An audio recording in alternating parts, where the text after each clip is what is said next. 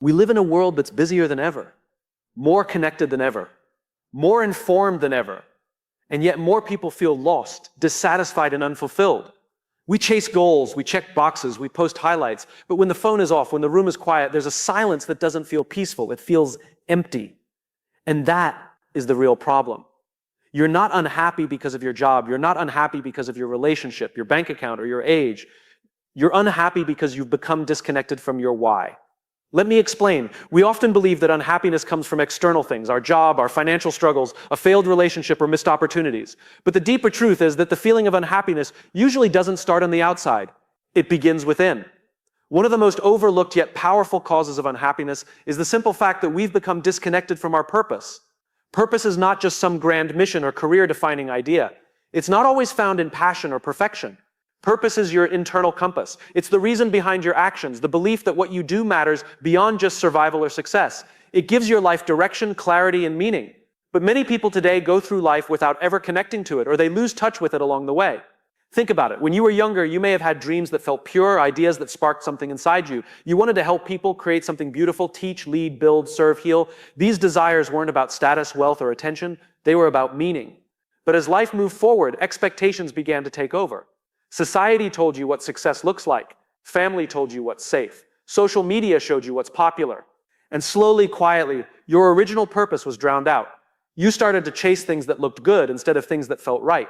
You set goals that were based on comparison, not conviction. You began to live a life of reaction, responding to pressure, obligation, and routine. That's how the disconnection begins. It's not loud or dramatic, it's subtle. You still wake up, you still do your job, you still smile, but deep down there's a quiet dissatisfaction. A sense that something important is missing. When you're disconnected from purpose, life feels heavier. Even achievements feel hollow. You check off goals, but they don't satisfy. You meet expectations, but they don't energize you. You might even be successful by the world's standards, respected, well-paid, admired, but inside you feel numb. That's because success without purpose is empty. It's like climbing a ladder, only to realize it's been leaning against the wrong wall. This disconnection also affects your relationships. When you're not rooted in your own purpose, you start relying on others to define your worth. You seek validation from people who don't really know you. You become overly sensitive to criticism or indifferent to praise. You may find yourself people-pleasing, overcommitting, or withdrawing, none of which lead to true connection or joy. Purpose gives your decisions context. It gives your challenges meaning. Without it, setbacks feel like failures, but with it, setbacks feel like lessons. When you're connected to your purpose, you can endure more, bounce back faster, and stay grounded longer because you know why you're doing what you're doing. And here's what's important to understand. Purpose doesn't have to be loud or dramatic. It doesn't mean you need to start a company or change the world. Purpose can be showing up with integrity every day. It can be serving your family with love. It can be doing your work with care. It can be mentoring one person who needs guidance. Purpose is less about what you do and more about the intention behind how you do it. To reconnect with your purpose, you don't need a life overhaul. You need honesty. Start by asking simple but profound questions. What matters most to me? What impact do I want to have on the people around me? What am I doing that drains me? What activities bring me alive, even when no one's watching? Start small, make space for reflection. Disconnect from the noise so you can hear your own voice again. The more honest you are with yourself, the more clearly you'll hear that inner calling, the one that's been buried under pressure and performance. That's your purpose, trying to find its way back to you. And once you begin to live from that place again, when your actions align with your values, when your choices reflect what you truly care about, everything changes. You'll still face challenges. Life won't be perfect, but it will feel whole, because you won't just be surviving or performing. You'll be living with intention, and that is where real happiness begins. We live in a culture that celebrates achievement. From an early age, we're taught to chase external rewards, grades, trophies, job titles, promotions, money, followers, likes. These things are seen as indicators of success, and in many ways they are. They show effort, consistency, and performance. But over time, something strange happens. As we collect more of these external rewards, we expect them to make us feel fulfilled. We assume that reaching the next milestone will finally give us the satisfaction we're looking for. But it doesn't. Not for long. That's because external rewards are exactly that. External. They exist outside of who we are. They come and go. They're given by others. They're often tied to conditions we can't fully control. And while they may bring a rush of joy or validation in the moment, they rarely provide the deep, lasting sense of meaning we truly crave.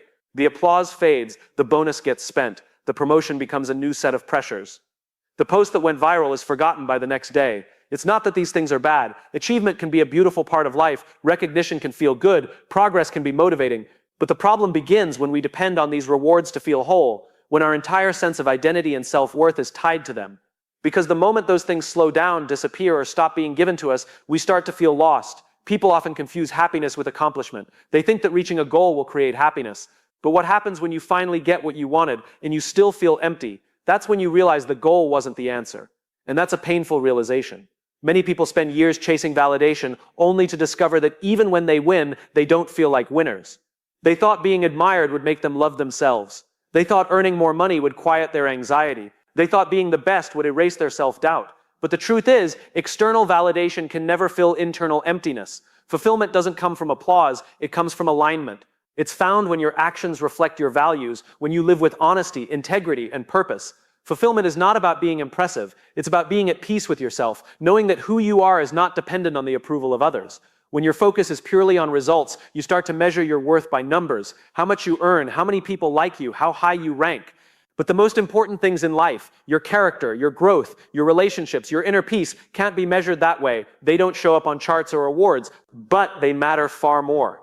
There's a reason some of the most visibly successful people in the world are also deeply unhappy. They have everything people think they want: fame, wealth, power, yet they feel disconnected, anxious, even miserable. Why? Because they've built their lives chasing rewards that don't nourish the soul. On the other hand, there are people with far less material success who live with deep joy and contentment. Why? Because they've chosen meaning over metrics. They've built lives around service, relationships, purpose, and personal growth, not just performance. Lasting fulfillment comes when you shift your focus inward, when you stop asking, how can I impress others, and start asking, how can I live in a way that feels true to me? It's not about giving up ambition. It's about grounding ambition in something deeper. So the next time you find yourself chasing the next big thing, pause. Ask yourself why. What are you really looking for? Is it attention, approval, love, or significance? Can you give any of that to yourself first without needing someone else to hand it to you?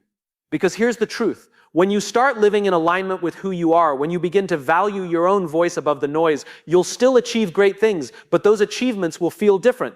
They'll feel earned, not for validation, but for growth. They won't define your worth, they'll express it. External rewards can decorate your life, but they cannot define your life. The moment you understand that is the moment you take your power back. That's when you stop chasing fulfillment and start creating it from within. In today's world, being busy has become a badge of honor. When someone asks how we're doing, the most common response isn't, I'm happy or I'm at peace. It's, I've been so busy. It's almost as if the more overwhelmed we are, the more valuable we feel. But there's a dangerous illusion hidden in all that busyness, an illusion that being busy means we're making progress. Busyness and progress are not the same thing. You can be working all day and still be stuck in the same place emotionally, mentally, or even professionally. You can fill your calendar with meetings, tasks, and commitments, but if none of them are aligned with a deeper purpose, then you're not moving forward, you're just spinning in circles. It's easy to confuse activity with achievement. You answer emails, make phone calls, attend meetings, check off your to-do list, and at the end of the day, you collapse into bed exhausted. But when you stop and really think about it, what did all that effort lead to? Did it move you closer to something meaningful, or did it just help you stay afloat in a life you're not even sure you want? The truth is, many people use busyness as a distraction. If we stay busy enough, we don't have to deal with the hard questions. Questions like, am I happy? Am I fulfilled? Do I like the direction my life is heading? We drown out those questions with constant motion. It feels safer to keep doing than to stop and reflect. But reflection is where real progress begins. Busyness often comes from a place of fear, not ambition. Fear of being seen as lazy, fear of falling behind, fear of facing ourselves. So we keep saying yes, we overcommit, we stretch ourselves thin. We fill every gap in our schedule because silence feels threatening, stillness feels unproductive. But the irony is, the people who make the most meaningful progress in life aren't the busiest, they're the most intentional. Progress requires clarity, it requires focus. It means knowing what matters and having the courage to let go of what doesn't. That's hard in a world that glorifies hustle. We celebrate the person who's always on the go, who never stops grinding, who answers emails at midnight, but we rarely celebrate the person who steps back to rest, to think, to strategize, and yet those are often the people making the most effective moves. You can't build something meaningful if you're constantly reacting. And that's what busyness often becomes, a life of reaction. You respond to messages, to problems, to demands. You're always catching up, always chasing. There's no space to create, to lead, to grow, or to breathe. Real progress comes from being proactive, not reactive. It comes from asking, what's the outcome I want? What are the few things that will truly move me forward? And what am I willing to say no to in order to protect that? This is true in every area of life. In your career, it's not about how many hours you work, it's about the value you create. In relationships, it's not about how much time you spend together, it's about the depth of connection you build. In personal growth, it's not about how many books you read, it's about how much you apply. We need to stop measuring our worth by how full our calendar looks. A full calendar doesn't mean you're winning, it might just mean you've said yes to too many things that don't actually matter. A busy life can easily become a distracted life. So here's the challenge: slow down. Not because you're lazy, not because you're weak, but because you want to make sure that your effort is aligned with your vision, because you understand that doing more isn't the goal. Doing what matters is. Ask yourself, am I just keeping busy, or am I building something that matters? Am I living by design or by default? Am I chasing movement or meaning? Progress doesn't always look loud. Sometimes it looks like a hard decision. Sometimes it looks like rest. Sometimes it looks like fewer commitments and more clarity. But always, progress moves you closer to purpose. Busyness just wears you out. It's time to stop celebrating how busy we are and start celebrating how intentional we are. Because in the end, it's not how fast you go that counts. It's whether you're going in the right direction. Life is shaped not just by the answers we find, but by the questions we ask. And many people go through life asking the wrong questions. Questions that lead them away from meaning, away from purpose, and ultimately away from themselves. When you ask the wrong questions, you make decisions based on fear, pressure, or ego. You start chasing things that look good on the outside but don't feel right on the inside. That's how misalignment begins. We're taught to ask, what should I do to be successful? Instead of, what kind of life feels true to who I am? We ask, how can I get ahead? Instead of, what kind of impact do I want to have? These questions aren't bad, they're just incomplete. They come from a place of strategy, not meaning. And when you live your life focused only on getting ahead, you risk climbing a ladder that's leaning against the wrong wall. The wrong questions lead us to make safe, predictable, and often shallow choices. We pursue careers because they offer security, not because they ignite us. We enter relationships because we fear loneliness, not because we seek deep connection. We say yes to opportunities because they seem impressive, not because they resonate with our values. Slowly, without even realizing it, we become disconnected from our own voice. We start living a life based on external expectations rather than internal conviction. Asking the wrong questions also puts us in a constant state of comparison. Instead of asking, what matters most to me, we ask, how am I doing compared to them?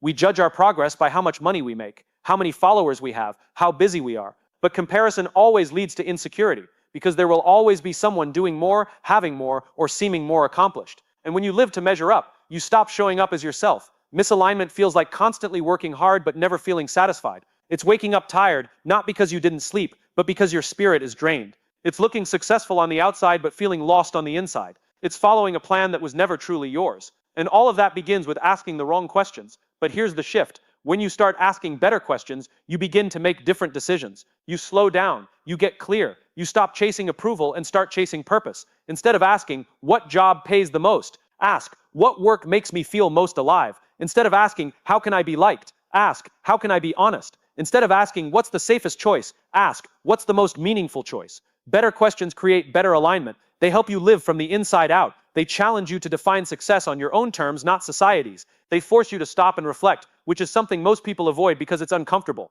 But discomfort is necessary if you want to grow with intention. Sometimes the best question isn't even about doing, it's about being. Who am I when I'm not trying to impress anyone? What do I believe in, even when it's inconvenient? What am I willing to struggle for because it truly matters to me? These questions bring you face to face with your core. And once you meet yourself there, it becomes harder to keep living out of alignment. This shift doesn't happen overnight. It starts with awareness. You begin to notice when your choices feel off. You sense when you're chasing something for validation rather than meaning. You recognize the gap between your values and your actions. And then you begin to course correct, one choice at a time. Asking better questions doesn't guarantee instant clarity, but it does guarantee deeper clarity. It gives you the framework to build a life that's rooted in truth, not trend. It empowers you to say no to what distracts you and yes to what fulfills you. It allows you to live not just efficiently, but intentionally. So if you feel misaligned, stuck, or unsatisfied, start with the questions. Don't ask what's wrong with your life. Ask whether you've been asking the right things, because sometimes the reason you don't like the answers you're getting is because you're not asking what really matters. And when you change the question, you often change the direction of your life. There's a kind of peace that doesn't come from a quiet room or a long vacation. It comes from alignment, the sense that who you are, what you believe, and how you live are all in sync. When your inner world and your outer actions are connected, something shifts. Life feels less like a performance and more like an expression. You don't need to pretend, impress, or constantly adjust yourself to fit someone else's expectations. You simply are, and that's enough. Presence is born out of that alignment. It's not just about being in the moment, it's about being fully yourself in the moment. Most people struggle to be present not because they lack discipline, but because deep down they're conflicted. They're living in a way that goes against what they truly value. They say yes when they mean no. They chase goals they don't care about. They spend time with people who drain them. This creates inner friction, and friction makes it hard to feel peace.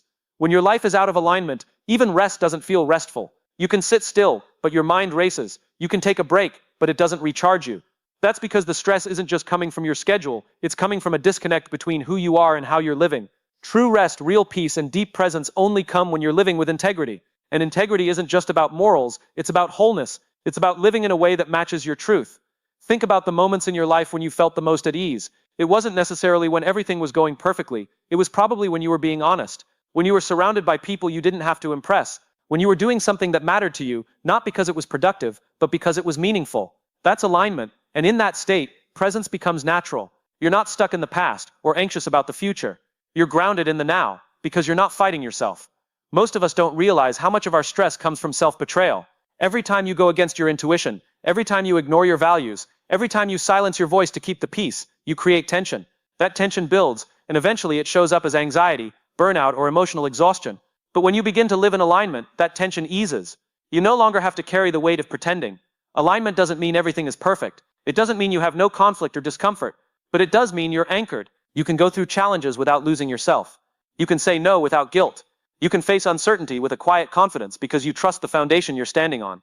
This is especially important in a world that's constantly trying to pull your attention away from yourself. Advertisers want you to believe you're incomplete. Social media wants you to compare. People around you may want you to live on their terms. And it's easy to get swept up in all of that. But the cost is high. You lose your peace. You lose your presence. And worst of all, you lose your connection to what matters most to you. To regain that peace, you have to return to yourself. Start small. Pay attention to what energizes you and what drains you. Notice which conversations feel fake and which ones feel free. Get honest about what you're tolerating that you shouldn't be. And don't be afraid to make changes, even if they're uncomfortable. Because peace isn't passive. It's built through choices that protect your alignment. This process takes courage. It may require disappointing others, stepping away from roles that gave you status, or letting go of things you once thought you needed. But what you gain in return is priceless. Clarity, freedom, presence, and peace. You no longer feel like you're running from something or chasing something. You're simply living, fully, honestly, and without apology. In the end, alignment isn't a luxury, it's essential. Because without it, even a beautiful life will feel hollow. But with it, even the simplest life can feel deeply rich. Presence and peace are not found in more, they're found in meaning. And meaning only lives where your values and your actions meet. That's where alignment begins. That's where you begin. Most people believe that in order to find clarity in life, they need to make massive changes. Quit the job, move to a new city, end the relationship, start over. The idea of a total life overhaul feels dramatic, and sometimes it's even romanticized. But clarity doesn't usually come from chaos. It comes from honesty, from slowing down, not speeding up, from looking inward, not running away, and from telling yourself the truth, especially when it's uncomfortable. We spend so much of our lives trying to fix the outside. We rearrange routines, set new goals, try different strategies. We assume that if we just change our environment or circumstances, everything will click. But external change, without internal honesty, only leads to repetition. You'll find yourself in a new place with the same confusion, facing different situations but asking the same questions. Because the real issue wasn't the job, or the relationship, or the environment. It was the lack of clarity within. Clarity starts when you stop pretending. When you stop trying to convince yourself that you're okay with things you're not okay with. When you stop minimizing how exhausted you are, or how much you've been settling. It begins the moment you get quiet enough to hear what your heart has been trying to say all along. Not what looks good on paper, not what others expect, but what's real, raw, and deeply personal. We're taught to present a polished version of ourselves. We learn to say the right things, perform the right way, and play the role that's expected of us. But behind the role, there's a voice we ignore, the one that says, this doesn't feel right, or I want something more. That voice is where clarity begins, and until you start listening to it, you'll always feel a little lost. Honesty isn't about being harsh. It's not self-criticism, it's self-respect. It's looking at your life and saying, this is what's working, and this is what's not, without judgment, without shame, just truth. And once that truth is acknowledged, you don't need to blow everything up. You just need to start adjusting. Clarity often comes not from radical change, but from small shifts that are rooted in real awareness. Ask yourself the questions you've been avoiding. Am I proud of how I show up every day? Do my actions reflect what I value? What am I pretending not to know? What part of my life feels heavy because I've been carrying something that doesn't belong to me? These questions don't demand immediate answers. They ask for reflection. And through reflection, you begin to untangle what's true from what's just habit. You start to see where you've been living out of alignment. Not because you're broken, but because life gets noisy and it's easy to drift. But clarity brings you back to center. There's a quiet confidence that comes with living honestly. You stop chasing other people's definitions of success. You stop explaining yourself to those who won't understand. You stop running from discomfort and start leaning into growth. Life becomes simpler, not because it's easier, but because you're no longer pretending. The irony is, we often resist honesty because we think it will complicate things. We fear what we'll have to face or give up. But the truth is, avoiding honesty is what complicates everything. It leads to overthinking, to second guessing, to saying yes when you mean no. It traps you in roles and routines that drain your energy. But honesty clears the fog. It creates space for real direction. Because when you know where you truly stand, you can finally choose where to go. You don't have to change your whole life to find clarity. You just have to change the relationship you have with yourself. Be willing to be brutally sincere, not to tear yourself down, but to build something real. And the moment you do, decisions get easier, paths become clearer, energy returns, peace follows. Clarity doesn't demand perfection, it demands presence. It asks you to show up fully and truthfully. Because when you stop hiding from the truth, you stop hiding from your potential, and that's where everything changes. Not in the chaos of an overhaul, but in the quiet courage of honesty. So if you're searching for clarity, don't rush to rearrange everything around you. Sit with yourself. Listen to your inner voice. Be honest, deeply, consistently, unapologetically honest. That's the foundation. From there, the path begins to reveal itself. One true step at a time.